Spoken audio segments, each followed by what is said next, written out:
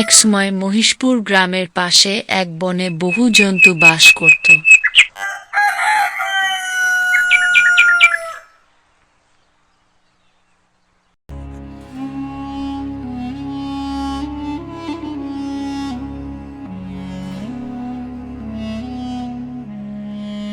তারা নিজেদের মধ্যে বন্ধুত্বপূর্ণ হয়ে বসবাস করত এবং তারা কখনো ঝগড়া করত না নিজেদের মধ্যে।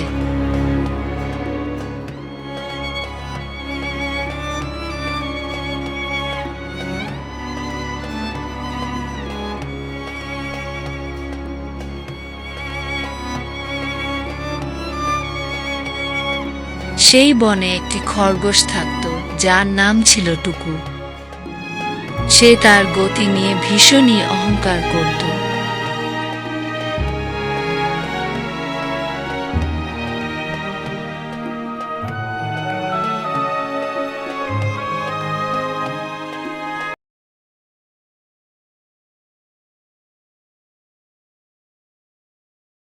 কচ্ছপ, তুমি এত আস্তে ধীর গতিতে কিভাবে চলো? তোমার চলা দেখে আমার হাসি লাগে।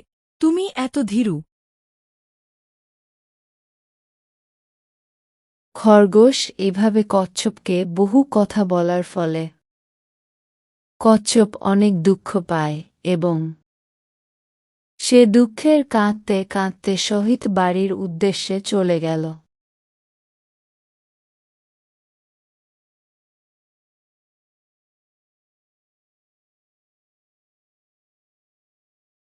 প্রতিদিন খরগোশ কচ্ছপকে নিয়ে মজার করত। তাদের যখন দেখা হল, খরগোশ আবার কচ্ছপে একই কথা বলল।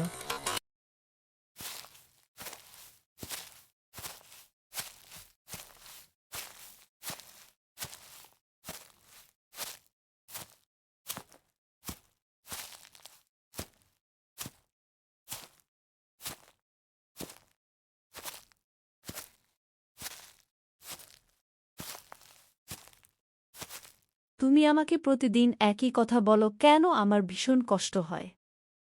আমি এভাবেই শ্রেষ্ঠ, এটাই আমার গর্ব।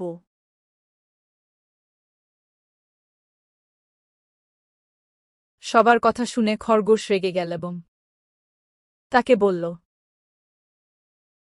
তাহলে তুমি আমার সঙ্গে দৌড় প্রতিযোগিতা করো।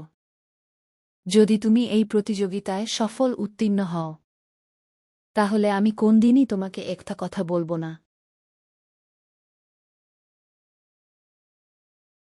একথা সারা বনে মুহূর্তের মধ্যে ছড়িয়ে পড়ল।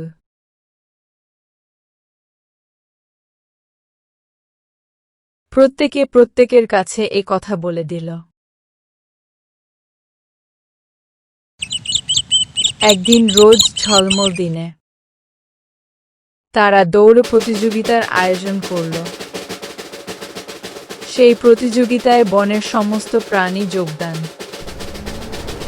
করল তাদের প্রতিযোগিতা দেখার জন্য।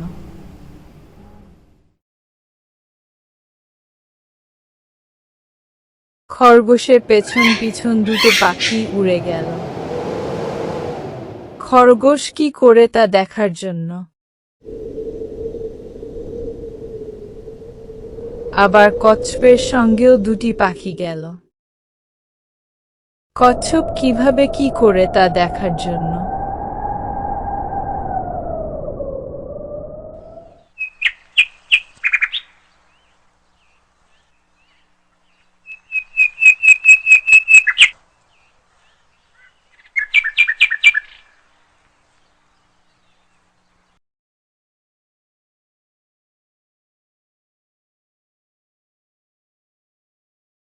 প্রতিযোগিতার মাঝপথে এসে খরগোশটুকু দাঁড়ালো এবং ভাবল, আমি অনেক আগেই রয়েছি, কচ্ছপ ধীরু।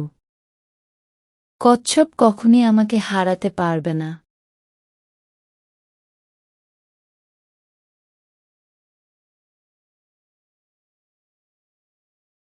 সে হাঁটতে হাঁটতে একটা গাছের পাশে গিয়ে বসল বিশ্রাম নেওয়ার জন্য। কিছুক্ষণ পর সে ঘুমিয়ে পড়ল।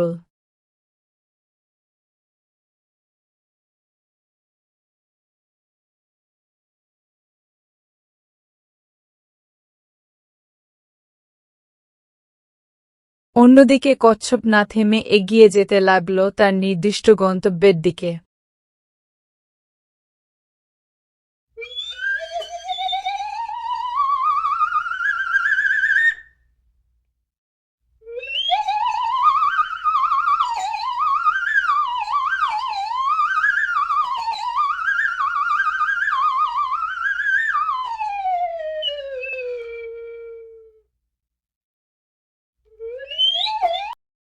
সে যখন খরগোশের পাশ দিয়ে যাচ্ছিল, সে খরগোশকে কিছু না বলেই তার পাশ দিয়ে চলে গেল।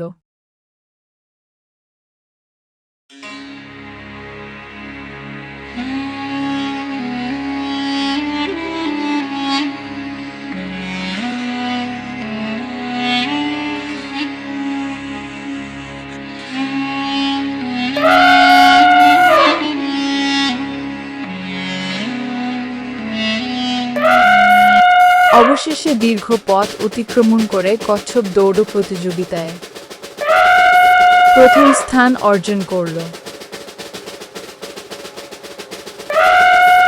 এটা দেখে সমস্ত প্রাণী খুশি হল এবং অন্যদিকে অনেক সময় চলে যাওয়ার পর যখন খরগোশের ঘুম ভাঙল, ঠিক তখন উপরে বসে থাকা পাখি বলল, কচ্ছপ চলে গেছে, তুমি অনেক পিছিয়ে রয়েছ।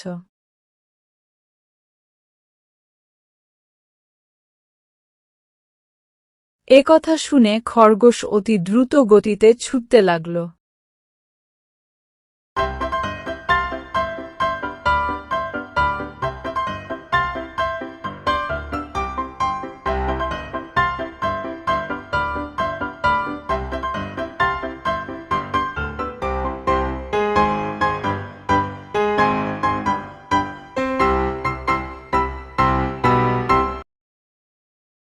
কিন্তু সে যখন ফিনিশ লাইনে পৌঁছায় তখন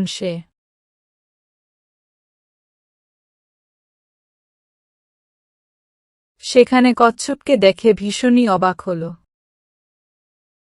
তখনই অহংকার করা উচিত নয়। আজ তুমি তার ফল পেলে, এবং যার জন্যই আজ তুমি এই প্রতিযোগিতায় ব্যর্থ হয়েছে। আমার অনেক ভুল হয়েছে ভাই, তোমাকে অপমান করা। তুমি আমাকে মাফ করো, আমি আর কখনোই এমন করব না।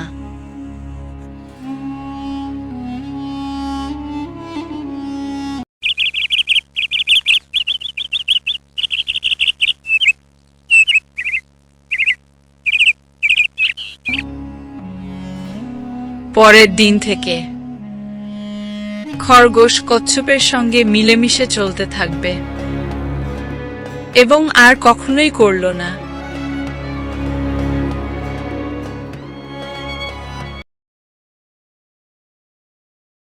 তোমরা এটা থেকে কি শিক্ষা গ্রহণ করলে?